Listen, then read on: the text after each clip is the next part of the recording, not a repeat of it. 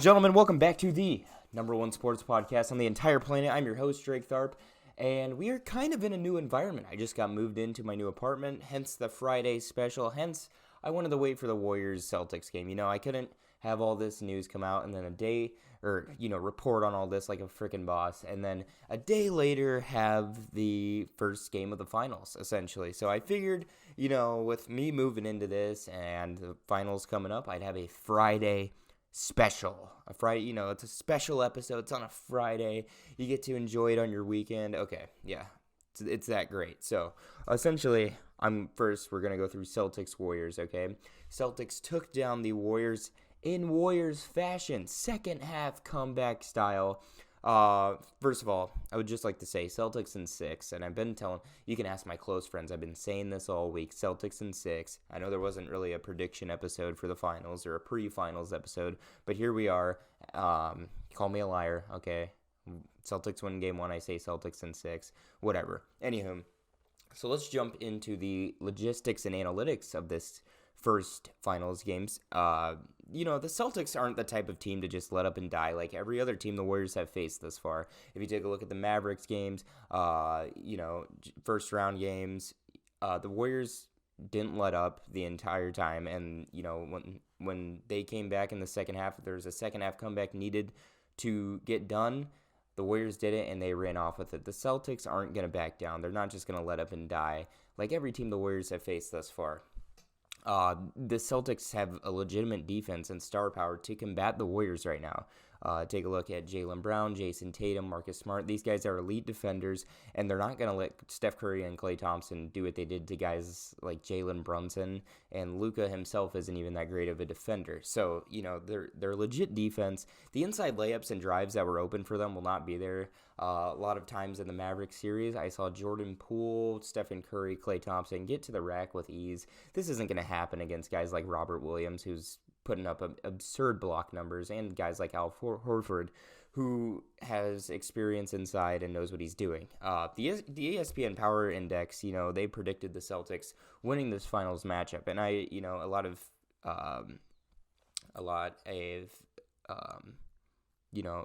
negativity was shown towards the post with the ESPN Power Index, but they get it right here. I personally think they do. I think the Celtics matchup grade, I think the Warriors nostalgia has everyone flustered. Okay, this 3-point dynasty, blah, blah, blah. They changed the game forever. That's different now. Okay, the Celtics are a legit team. The Warriors have aged. They're different than, they have been in years past.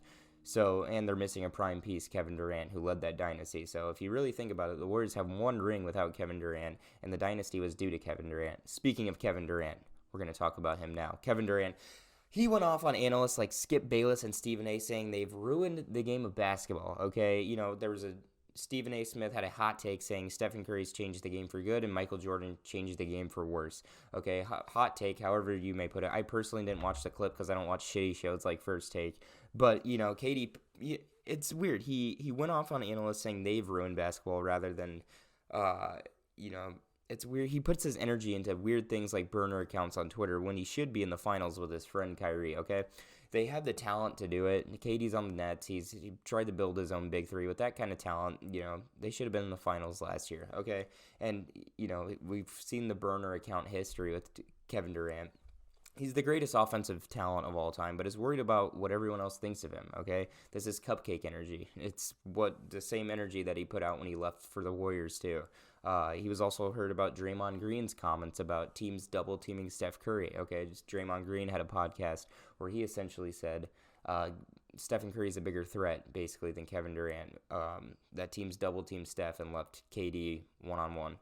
And essentially that's why they won 2 finals in a row with Kevin Durant. When you get defensive, at least a partial amount of something's true. Okay, I think Kevin Durant, he's voiced his opinion numerous times on Twitter and in person as well.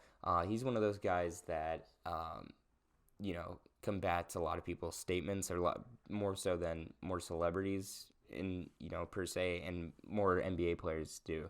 I don't see LeBron going off on Twitter about things. I don't see, a lot of superstars doing that like Kevin Durant does, who's very active on social media, okay? Reputation isn't built off responses, though, and that's something Kevin Durant doesn't understand, and that's something that could alter his legacy, in my opinion. He puts his energy into Twitter accounts, and he hasn't done anything in the playoffs in the last 2 years, except, he did make the Eastern Conference Finals last year, but he's not getting the job done for being the, top 3 biggest superstars in the league and best scorer in the league for sure.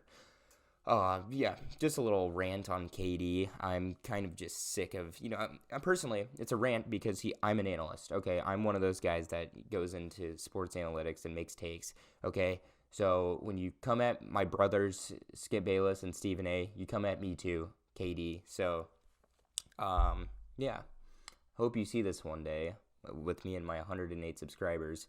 If you go on Twitter and respond with a burner account, I hope, maybe there's a chance you see me. Anywho, we're going to jump from the NBA to, kind of a sadder story. Marvin Barber passed away, and this one kind of hurt. Demaryius Thomas hurt a lot, but this one hurt a lot too, because, growing up, I watched a lot of NFL around age 7 and 8, and Marvin Barber was kind of a nostalgic part of, my growing up and just watching football and all that. I remember him very well. Same with Demaryius Thomas. Just one thing comes to mind with all these deaths of around middle-aged NFL players. I don't know the logistics behind this. I don't know how the politics works behind this, or the economy or whatever. But care specialists need to be installed for skill players mostly, or those who show signs of career trauma. Okay, this is another death in the NFL with guys in their 30s or 40s, way too young to be dying like this. This has happened too much, with CTE and brain trauma, and studies, showing more that concussions can lead to, after career trauma and all that, brain trauma per se. Guys like Tony Dorsett, Cowboys legend, has very known signs of CTE. Aaron Hernandez, I know, kind of breaking the fourth wall here talking about him, but, he had the brain of a 65-year-old man with dementia, essentially, when his brain was studied after his death. So what I think, care specialists, get people to check up on prior NFL players. I don't think it hurts. Simple as that. This has happened too much. That's my personal opinion. Rest in peace, Marvin Barber. Anywho, finale of the show. Nothing crazy going on here. We're going to talk about Aaron Donald, okay? And Frank Gore, kind of. Frank Gore also retired today as a 49er. First ballot Hall of Famer. No doubt about it, okay? There was a debate on ESPN about it, and I just wanted to say, no doubt about Frank Gore being a first ballot Hall of Famer. He's up there top 10 every stat for running backs in the book, mainly because of longevity, but as a running back, you don't see that kind of longevity anywhere else. So, great career, Frank Gore. Aaron Donald, let's see what we'll talk about next. Aaron Donald, obviously a Hall of Famer. He's thinking about retiring. So, would retiring be a smart move, or is there more to prove for Aaron Donald? I think the answer is pretty simple. 3-time Defensive Player of the Year. At the defensive tackle position, he has put up double-digit numbers in most of his career, seasons. He sacks the quarterback in, 10-plus times a year as the defensive tackle. That's a completely unheard of. Aaron Donald's a once-in-a-lifetime talent. We see how he trains. We see his, weightlifting talents. He's an eccentric defensive player. And he got his ring. I don't think there's more the man can do except salvage for a Rams dynasty to prove, that he's one of the GOATs, okay? I think Aaron Donald could possibly go down as, one of the top 3 best defensive linemen of all time. Reggie White's up there, guys like that. And I think Aaron Donald's up there for sure. Obviously, best defensive tackle of all time. 3-time Defensive Player of the Year at that position. That's just completely unheard of. What do you guys think down below? Comment down below. Should Aaron Donald retire, or should he salvage for a dynasty with the LA Rams? More on Drake's Corner. And that'll do it. Thank you guys for watching. Thanks for watching the Friday special of Drake's Corner. It was a fun time. I'm just getting used to my new apartment. If you can't tell, I'm not trying to be super audible right now. It's very late. I'm trying to be quiet. These walls seem a little thinner, per se, than my last apartment. So, thank you everybody for watching. I hope you have a great Friday, great weekend, all that jazz.